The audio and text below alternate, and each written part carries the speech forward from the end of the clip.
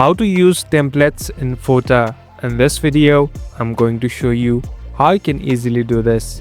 First of all, open the application. So now we're in this home section. This is the place where you can find different tools and different softwares available. Now, if you slowly scroll down, here there are different sections and templates that are available.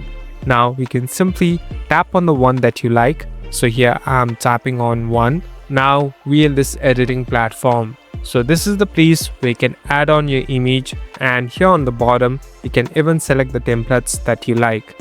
Here simply add an image that you want to, and on the bottom you can select different templates that are available.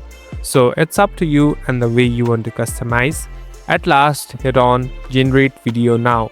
So after doing this, it will automatically generate the video and make different templates out of your photo.